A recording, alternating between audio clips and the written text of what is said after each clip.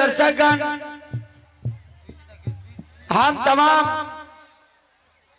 श्री आनंदी नाट्य कला परिषद की तरफ से आप लोग को हार्दिक हार्दिक अभिनंदन वंदन करते हैं। चलिए श्रीमान, हम लोग अल्लाह दल से आप लोग को सेवा करने के लिए जा रहे हैं, जिसमें कि आज की रात जो हम लोग अल्लाह दल से प्रोग्राम जो खेलने के लिए जा रहे हैं, कल भी बोले थे कि आज की रात हम लोग शोभिया नटीन यानी कि रुदल हरण प्रोग्राम खेलने के लिए जा रहे हैं। आप लोग शांति के दान देंगे। बहुत बहुत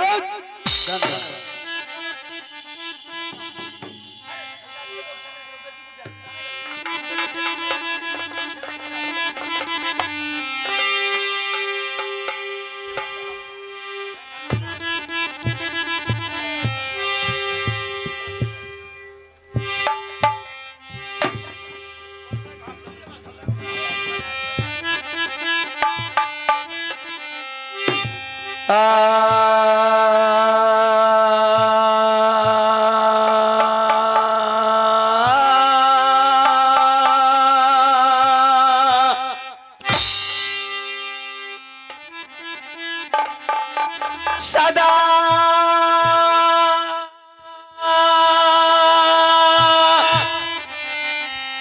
भवानी दाहिनी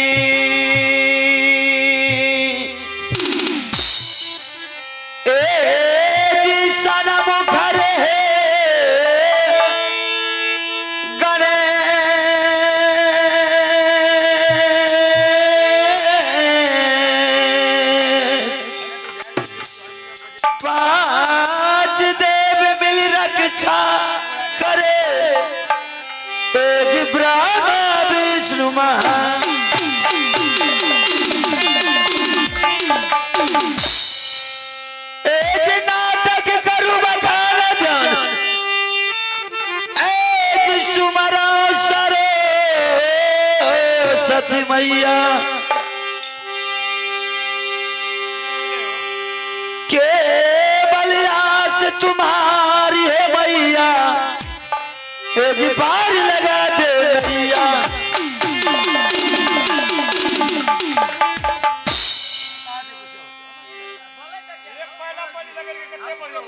जिन बाबू ने कंपनी चलाया जी आनंदी बाबू है नाम, जिला तो सहरसा लगे जी महाधर निज मकान,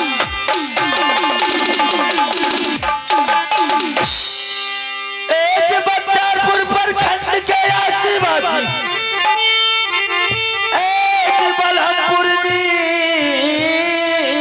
मकान, जिला तो सहरसा लगे जी संजीव कुमार है।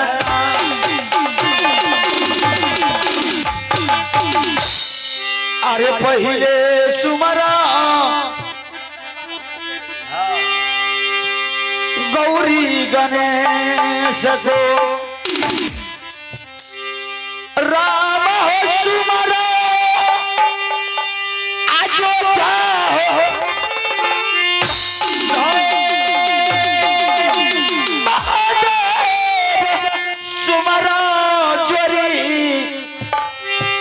कैलाशपति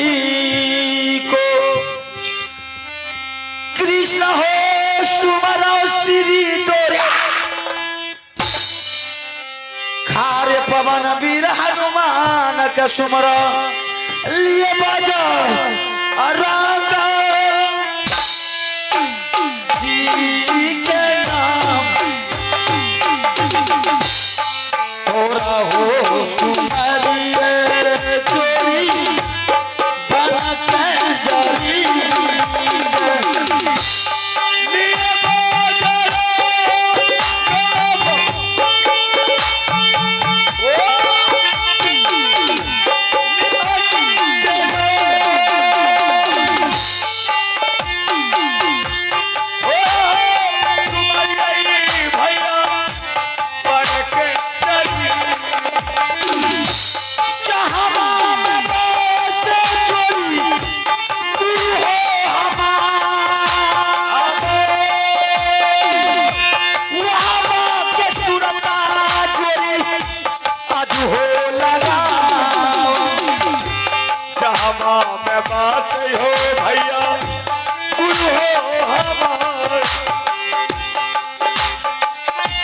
वहाँ बात के सुनता जोड़ी हमें हो लगे गुरु याद सुनिए बरसी करे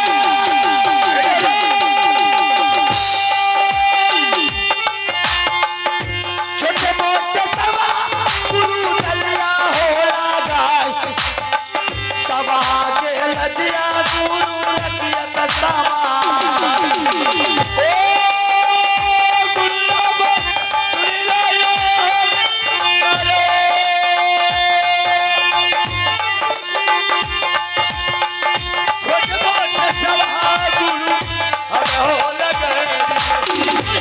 जी के चरना माना भी ऐसे भी दूरा गा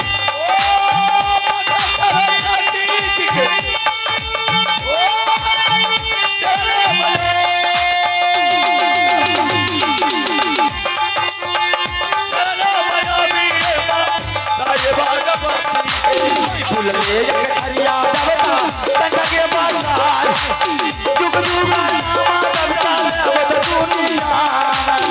फूल में एक छरिया दबता बंदा जुग जुग नामा अब दुनिया सारा मोरे लग चोरी मुहावा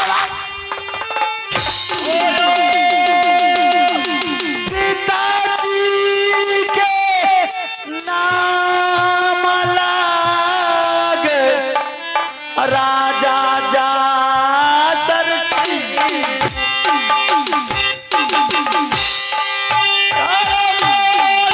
लगे भैया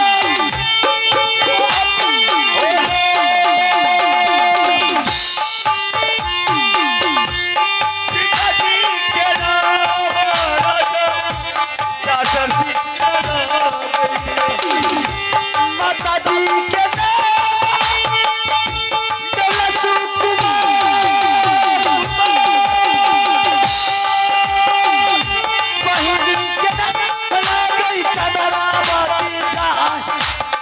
जिनकारा ससुराला गई की लतवा दूरा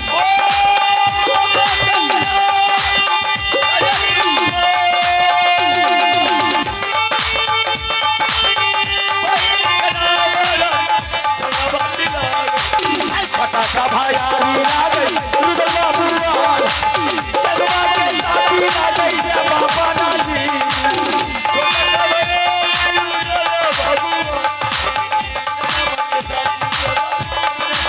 फटे हो बारस के बेटा इधर बाबू बारा दूसरा बेटा बाबू गए नजी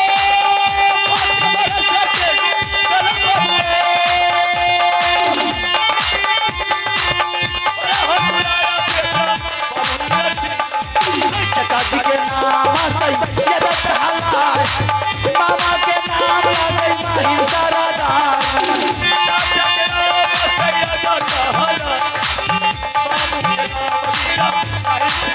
अबरो नाम जला बबुआ आज तो बेटा ये साधु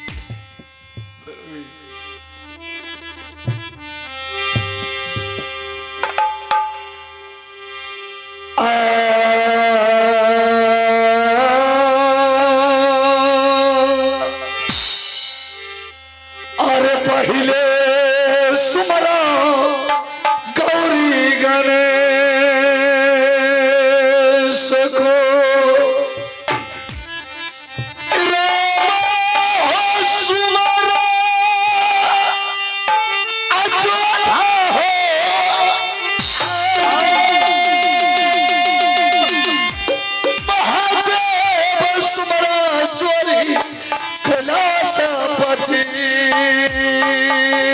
को लिए बचे रंग जी के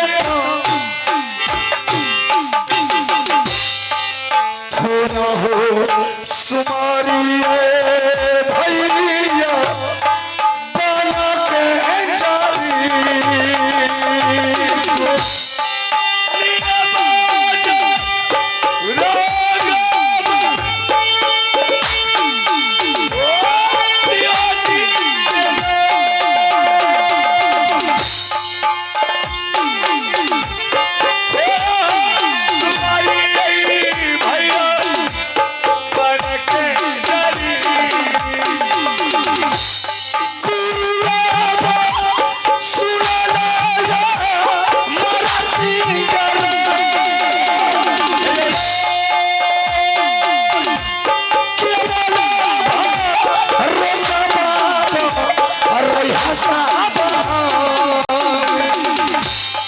गुरुयाबा सुनिनाया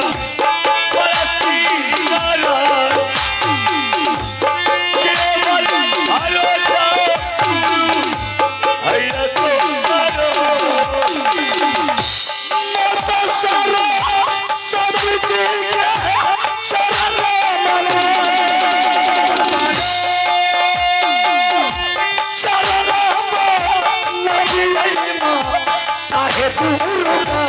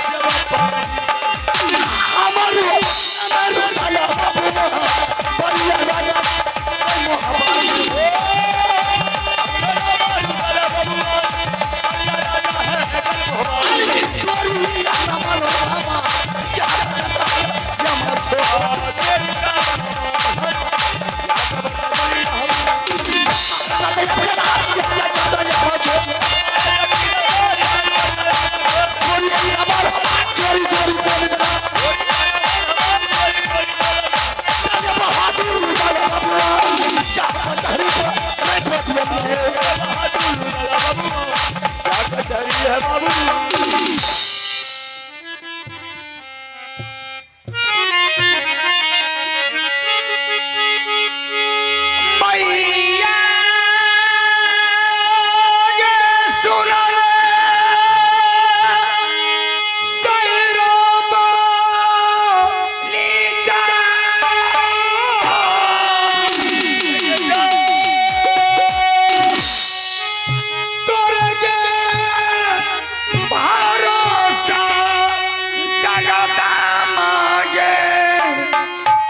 सब आगे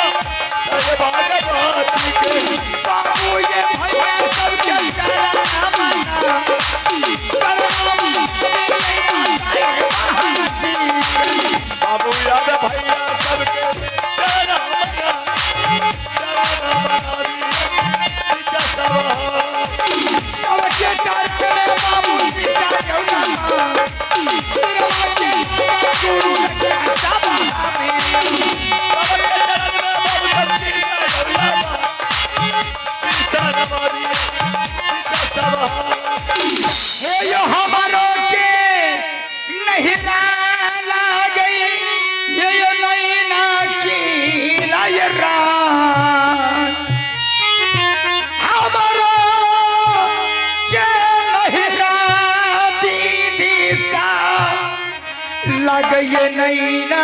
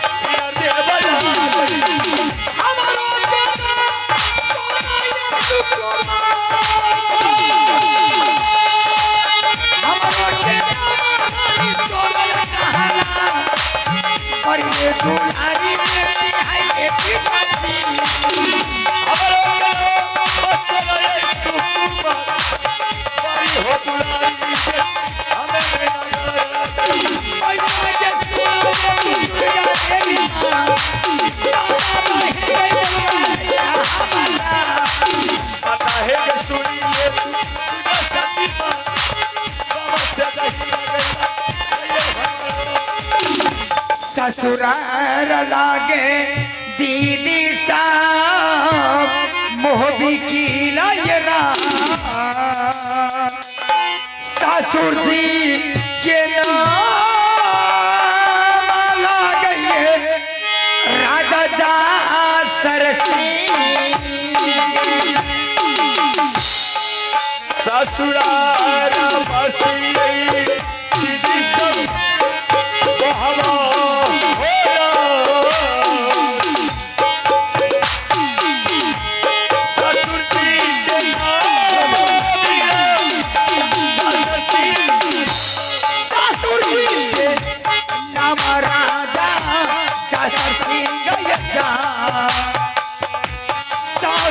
के नाम लागे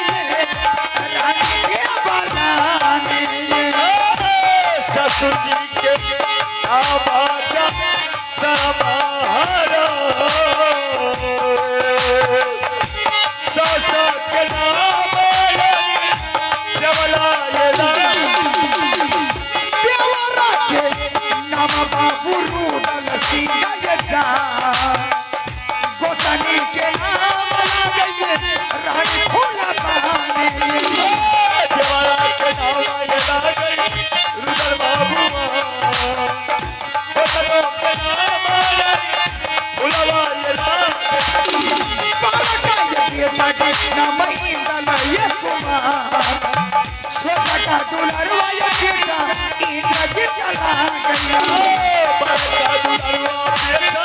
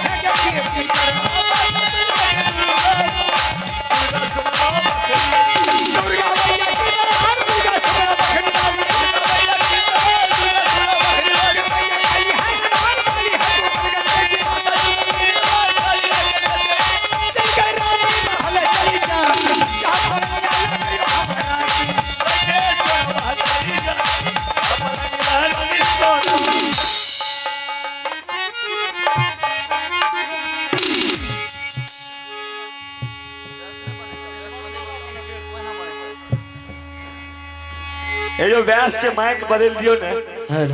बार बार होना गलती है तो क्या भी रहा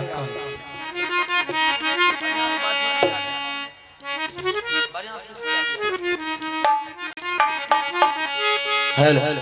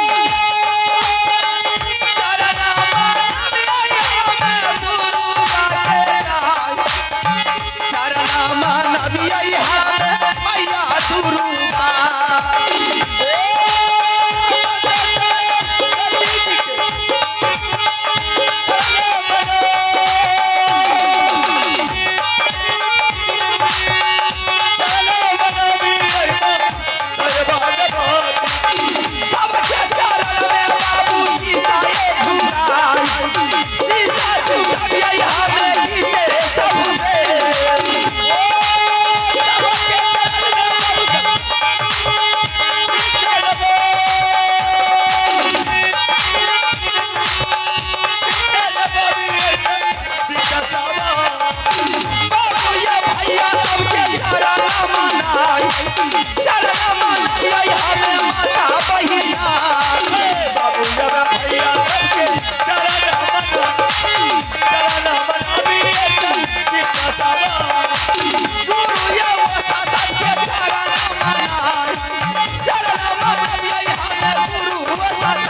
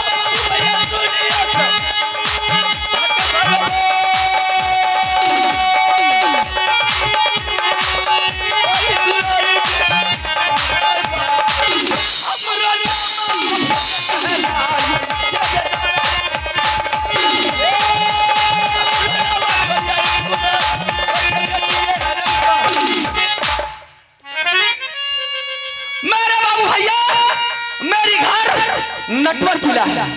मेरा पिताजी का नाम रंभा सिंह है, भाई का नाम बीरम सिंह है और मेरी नाम सोफिया कुमारी है। आज मेरी पहली बार आपके बीच आपके सामने मैं अपने दिल की बात बताने जा रही हूँ।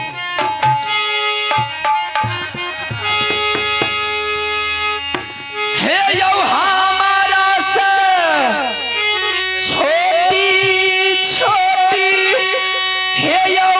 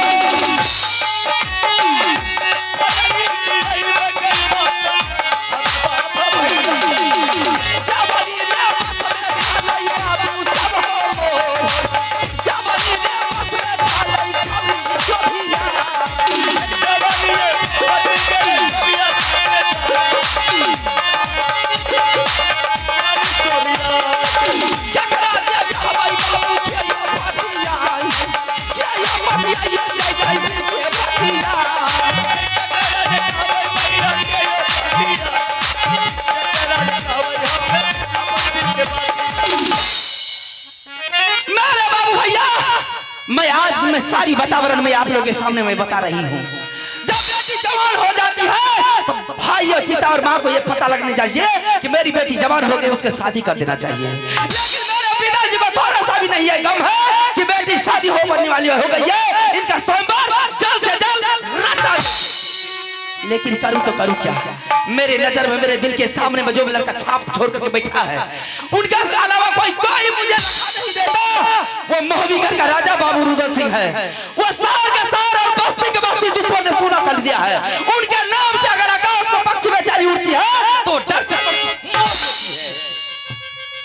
वो दुश्मन ने एकावनो किला में तहलका मचा दिया है और कितना रानी महारानी का गोदी का बच्चा छीन लिया है और कितना रानी महारानी को विधवा कर दिया है। जब वो मेरे नजरों के सामने आ गया तो मैंने पकड़ के खींच ली और मैं भी उससे शादी करने के लिए हर हमेशा चाहती हूँ। चाहे जैसे हो, मैं रुदल सिंह को अपना आज न कल न परसों अपना बना करके रखूंगी। तब तक वो दिन का मैं इंतजार कर रही हूँ जिस दिन वो मेरे इंतजार करते होंगे और कब मेरे साथ उनका शादी हो जाएगा, कब उनका हाथ मेरी मांगों में सिंदूर बन के लाल शोभे। चलो सभी